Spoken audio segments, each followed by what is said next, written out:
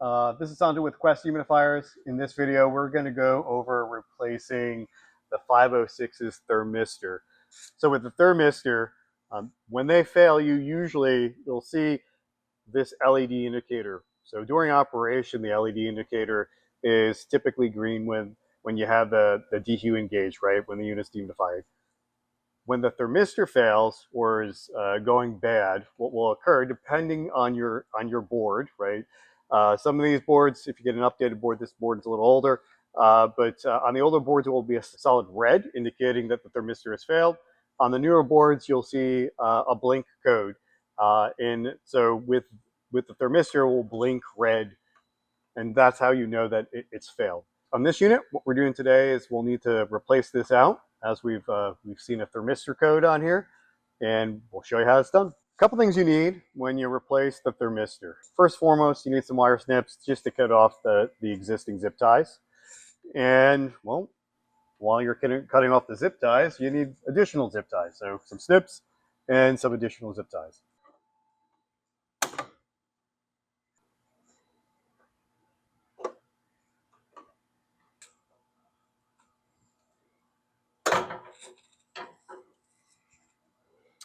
Now, it's difficult to see, but there is another zip tie down here, and the thermistor actually inserts itself in a sleeve that's on the main refrigerant, this refrigerant line on the evap coil.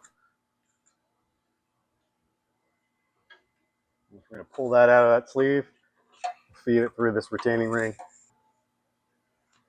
And what we're going to do is we're going to loop it back through.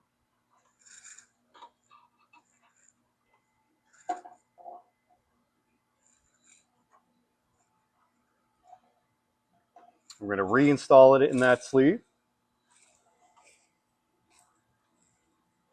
A lot of this is easier said than done sometimes. There is a bit of a tight space here. So, all right. So once you have that thermistor inserted into the sleeve, we still got to secure it in some spots. You'll notice there are two holes up here up top. We need to weave through a zip tie to secure that thermistor in place. You do want to give it a little slack, but you also need to tighten it down, right?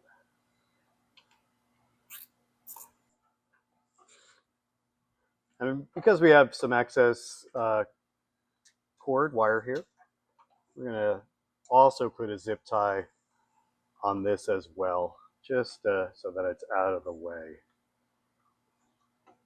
We can tuck it up above the board here.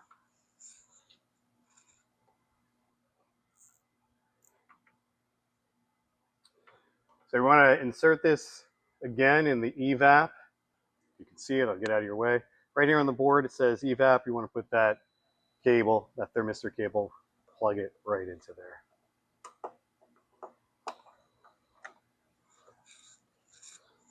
Helpful to clip off some of this excess zip tie.